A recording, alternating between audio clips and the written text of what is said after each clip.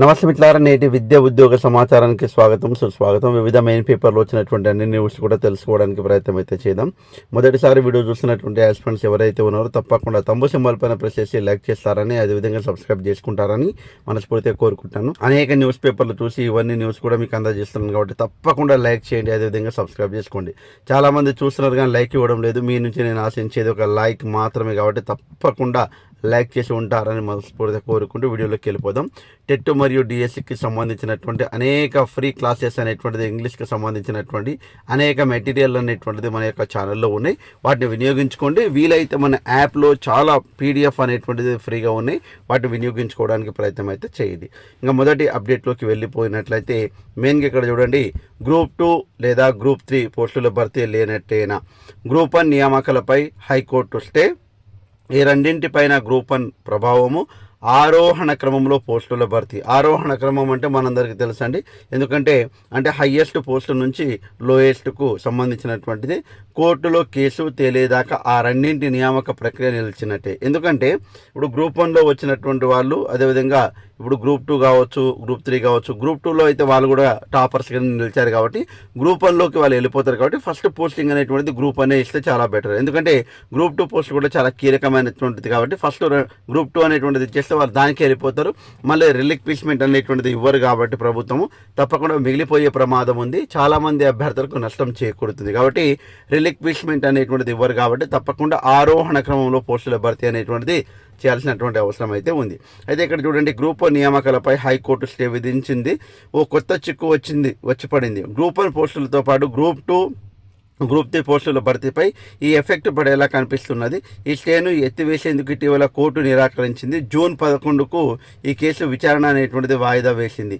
అయితే అప్పటి వరకు స్టే ఉండడంతో గ్రూప్ 1 పోస్టుల భర్తీ నిలిచిపోయినట్టే. అదే రకంగా దీంతో పరోక్షంగా గ్రూప్ 2, గ్రూప్ 3 పోస్టుల భర్తీ కూడా ఆగిపోయినట్టే.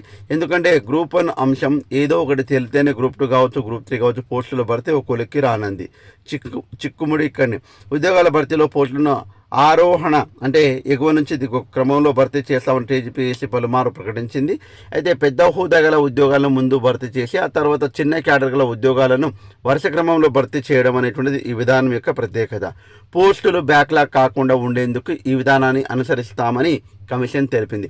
వాస్తవానికి పోస్టుల భర్తీలో ఆరోహణ క్రమాన్ని మొదట కింది క్యాడర్ పోస్టులు నింపి ఆ తర్వాత పై క్యాడర్ పోస్టులను భర్తీ చేయడం పాటిస్తే కింది క్యాడర్లో పోస్టులు బ్యాక్లాగ్ అవుతాయని సాధారణంగా మెరిట్ అభ్యర్థులే అక్కడ ఇక్కడ టాపర్లుగా ఉంటున్నారు. కాబట్టి ఉదాహరణకు గ్రూప్ 3 ఉద్యోగాలను మొదట నింపి తర్వాత గ్రూప్ 2, గ్రూప్ 1 అట్లా నింపితే నష్టపోతాం. కాబట్టి తప్పకుండా ఇప్పుడు ఉన్నటువంటి దాంట్లో ఆరోహణ క్రమం అనేటువంటిది పాటించాల్సినటువంటి అవసరం అయితే ఉంది. అదే రకంగా మరికొంత కాలం ఆగాల్సిందే, ఆగినా పర్వాలేదు కానీ ఆ రకంగా ఇస్తేనే చాలా బాగుంటుంది.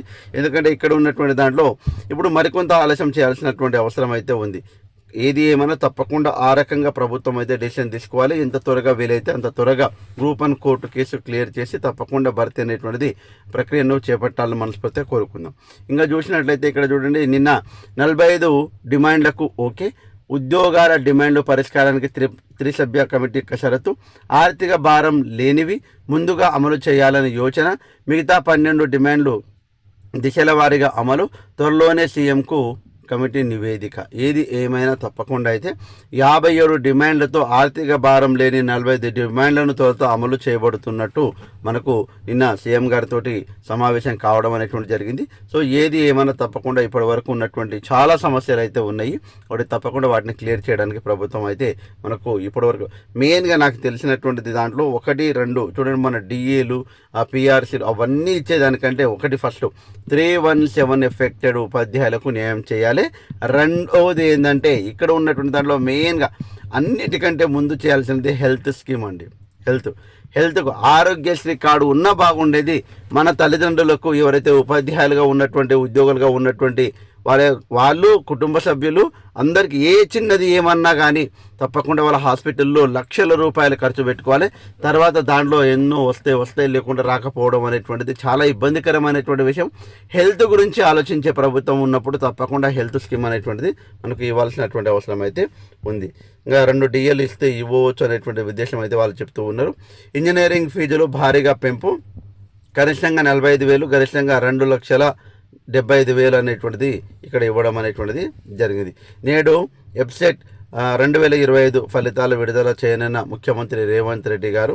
అదే రకంగా టీజీఆర్జీసీ సెట్కు 84% మంది హాజరు, 12 జిల్లాల్లో 301 కేంద్రాల్లో పరీక్ష అనేటువంటిది జరిగింది. అదే రకంగా జేఈ అడ్వాన్స్డ్ జరిగిన 18న పరీక్ష నేడులో విడుదల. కాబట్టి దీనికి సంబంధించిన యూజీ పరీక్షలది అదే పరిస్థితి. సో యుద్ధం నేపథ్యంలో నెలకొన్న సందిగ్ధత. సో ఏది ఏమైనా తప్పకుండా మనకు యుద్ధం అనేటువంటిది ఇదవుతుంది. కాబట్టి తప్పకుండా పరీక్షలు అనేటువంటిది, యుద్ధం అనేటువంటిది మనకు ఏ రోజు ఏం జరుగుతుంది అనేటువంటిది తెలియని పరిస్థితి ఉంది. కాబట్టి తప్పకుండా ప్రిపరేషన్ అయితే కొనసాగిస్తూనే ఉండాలి. ఇంటర్ సప్లిమెంటరీకి 4,02,000 మంది దానికి సంబంధించినటువంటి హాజరు కానున్నారు. సో ఏది ఏమైనా ఎప్పటికప్పుడు అప్డేట్స్ అయితే మీకు ఇస్తూ ఉంటాను. రీషెడ్యూల్ క్యాలెండర్ అనేటువంటిది ఈ మంత్లో ఇస్తే బాగుంటుంది. ఎస్ఆర్నో కామెంట్ రూపంలో తెలియచేయండి. ఎందుకంటే రీషెడ్యూల్ క్యాలెండర్ అనేటువంటిది జాబ్ క్యాలెండర్ అనేటువంటి తప్పకుండా ఎదురు చూస్తున్నాము. కాబట్టి ఇంకా ఎన్ని రోజులు నిరుద్యోగులు దానికోసం వెయిట్ చూసి ఉండాలి. ఇప్పుడు ఉన్నటువంటి సమాచారం ప్రకారం అయితే మే నెలలో తప్పకుండా మేము ఇస్తాము అనేటువంటిది వాళ్ళు చెప్తూ ఉన్నారు. సో మనకు జాబ్ క్యాలెండర్ అనేటువంటిది మే నెలలో తప్పకుండా ఎండింగ్ వరకు వస్తే మనకు పకడ్బందీ ప్లానింగ్ అనేటువంటిది చేసుకొని తప్పకుండా వాళ్ళ జీవితాలలో వెలుగునిచ్చిందేలా, ఆ ఉద్యోగం సాధించేలా వాళ్ళు ప్లాన్ చేసుకుంటారు. కాబట్టి అటువైపుగా ప్రభుత్వం ఆలోచించాలని మనస్ఫూర్తిగా కోరుకుంటూ ముగిస్తున్నాను. Jai Hind. Thanks for watching. All the best. Bye. See you.